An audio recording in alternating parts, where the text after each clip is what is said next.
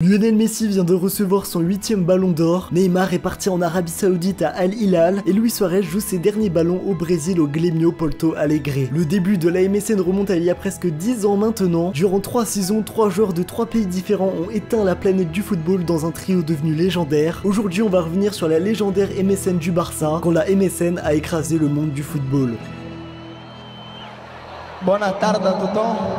Le 26 mai 2013, la nouvelle star émergente du Brésil, Neymar, annonce qu'il va signer pour le FC Barcelone pour une durée de 5 saisons. Pendant 4 années, il aura fait le bonheur du Santos FC en s'inscrivant comme le meilleur joueur du championnat brésilien. Mais pour viser plus haut, il faut viser le continent européen. Le FC Barcelone débourse 57 millions d'euros pour s'offrir les talents de la nouvelle star brésilienne. Neymar Junior est présenté au Camp Nou devant 50 000 supporters blaugrana. Il venait de ressortir d'une grande coupe des confédérations avec le Brésil, où il a montré à ceux qui le critiquaient qu'il était l'avenir du football brésilien. Oui, parce que si on remonte juste un peu avant, ce n'était clairement pas la fête en sélection, mais il a su utiliser les critiques pour rebondir et s'imposer comme le meilleur joueur du tournoi. Le Brésil avait battu l'Espagne qui était championne du monde et championne d'Europe à 2 reprises sur le score de 3-0.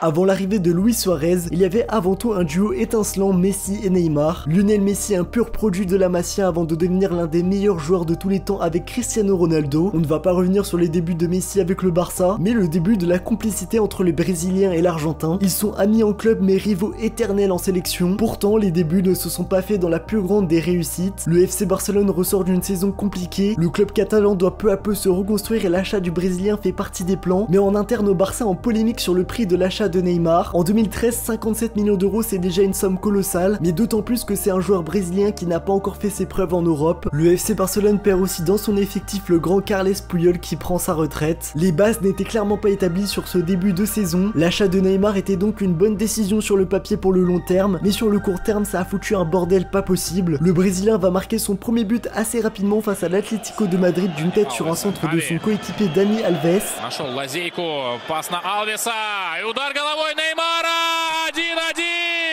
Un but décisif qui a permis aux Barcelonais de gagner la Super Coupe d'Espagne, le seul titre qu'ils remporteront de la saison. La vraie première connexion avec Lionel Messi, ça sera lors de son tout premier match de Liga. Il va donner sa toute première passe décisive à l'Argentin contre le Valence CF, ce dernier qui va marquer un triplé pour cette première journée de championnat. Les deux joueurs combinent de plus en plus sur le terrain et une véritable amitié est née. Ils s'entendent sur le terrain et en dehors du terrain. Malgré tout ça, cette première saison avec un très bon début de duo, le Barça fait une mauvaise saison sur le plan collectif. L'entraîneur Tata Martino n'avait pas les épaules pour diriger un club de ce calibre, une élimination en quart de finale de la Ligue des Champions face à l'Atlético de Madrid, une défaite en finale de la Coupe du Roi face au Real Madrid et tout de même une deuxième place en championnat juste derrière l'Atlético de Madrid. Une saison marquée aussi par le triste décès de Tito Villanova.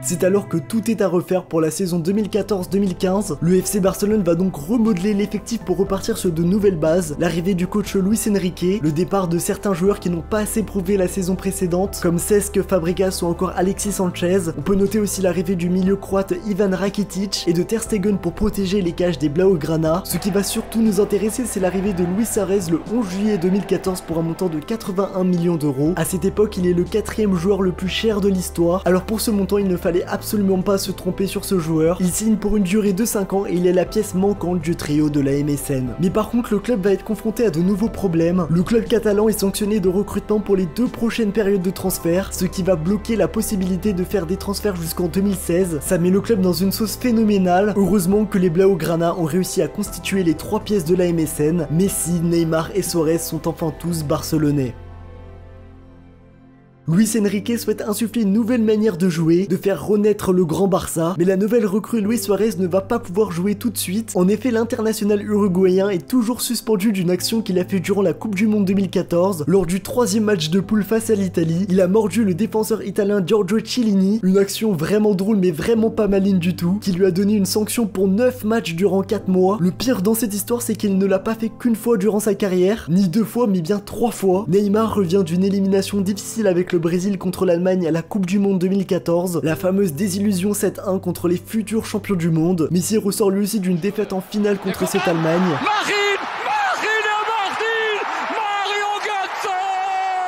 Bref, la saison 2014-2015 ne commence pas de la meilleure des manières sur le papier. Luis Enrique tente de placer Messi en tant que meneur de jeu, une décision payante qui va profiter à Neymar. L'Argentin se montre plutôt généreux dans ses passes décisives, et le Brésilien, après une première saison en demi-teinte, eh bien il retrouve tout ce qu'on aimait bien de lui à Santos, sa technique qui impressionne, qui élimine ses adversaires sans grande difficulté, puis il s'adapte parfaitement au système de jeu du Barça. De son côté, Luis Suarez continue de s'entraîner avec les plus petites catégories du Barça pour garder du rythme dans les jambes. Il va faire ses débuts le 25 octobre 2014 lors du premier classico de la saison face au Real Madrid. Pour son premier match, l'Uruguayen va déjà faire sensation avec sa première passe décisive sur Neymar, mais les Blaugrana perdront le classico 3-1. Les médias par contre n'accordent pas du tout le même crédit à Suarez. On pense qu'il n'a pas le profil pour coller au système de jeu Blaugrana, sauf que l'Uruguayen va se montrer comme la pièce manquante du puzzle, la cerise sur le gâteau, l'étincelle qui met le feu aux poudres. On est où là? Bref, un joueur qui vient compléter Messi et Neymar, même si bon, en cette première partie de saison, on parle plus du duo Neymar-Messi que d'un trio. Luis Suarez marque son premier but assez rapidement en Ligue des Champions contre l'Apoel Nicosie. Les bases de la MSN sont construites, il manque juste encore un peu d'automatisme pour que la machine prenne forme. Il va falloir attendre après le mercato hivernal pour voir un FC Barcelone renaître de ses cendres, et c'est surtout à partir de janvier 2015 que la MSN va éclore comme le plus grand trio offensif de tous les temps.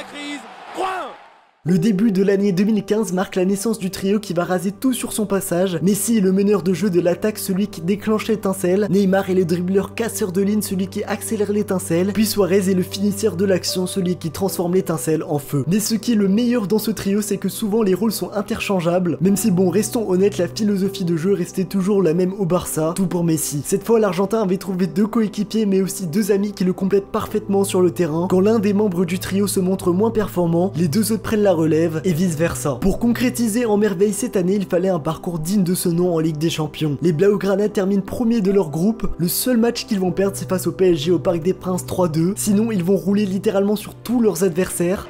Voilà, le super centre. Il avait l'ouverture du score. Chirano, Luis Suarez, il est passé encore Suarez, c'est but. 3-0 avec un doublé comme face à Man City. Rakitic fait merveille dans sa lecture du jeu. Messi, il est passé avec le pied droit. Oh, extraordinaire, Lionel Messi. 2 buts en 3 minutes. Voilà le génie. Les Blaugrana se qualifient pour la finale de la Ligue des Champions dans un parcours haut en couleur. Il est tout seul, Neymar qui est resservi par Pedro. Neymar et 3. Le Barça est champion d'Europe. Une finale qu'ils remporteront haut la main face à la Juventus de Turin. En 2015, la MSN c'est 122 buts, plus que le Real Madrid qui avait marqué 108 buts sur la saison, la Ligue des Champions, la Coupe du Roi et la Liga. La saison 2015-2016 commence pour le Barça. Lionel Messi sort d'une nouvelle désillusion en sélection avec l'Argentine, une défaite en finale de la Copa América face au Chili au tir au but. Neymar a vécu lui aussi une Copa América riche en émotions. Il ressort avec une souffrance aux oreillons et il manque les 4 premiers matchs du Barça. Puis Suarez n'a pas passé les poules, lui qui était pourtant le tenant du titre avec sa sélection. Le club catalan avec son trio légendaire a roulé sur l'Europe la saison précédente et pour commencer sur de bonnes bases, le FC Barcelone remporte la Super Coupe du UEFA face au Séville FC, puis humilie le Real Madrid au Santiago Bernabéu sur le score de 4-0, alors que Lionel Messi était blessé. Le duo Neymar-Suarez a fait L'amour sans préliminaire. au Real Madrid, doublé de Suarez, but de Neymar et de Iniesta, rien ne pouvait arrêter le Barça de la MSN. Le trio le plus prolifique de l'histoire et surtout encore un triplé qui se profilait pour le FC Barcelone, mais tout ne va pas se passer comme prévu. Pourtant, le début de la campagne européenne se fait sans accroche. Le trio Messi-Neymar-Suarez montre encore sa grande efficacité en remportant le choc 5-1 au cumulé des scores. Tout était écrit pour que la MSN roule encore à nouveau sur l'Europe cette saison, sauf que l'Atlético de Madrid de Antoine Griezmann existe et il fait mal.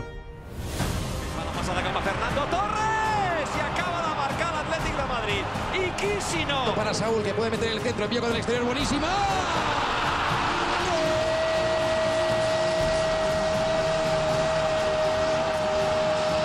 Felipe que pisa área, Felipe la pone, se pide, le pega Griezmann.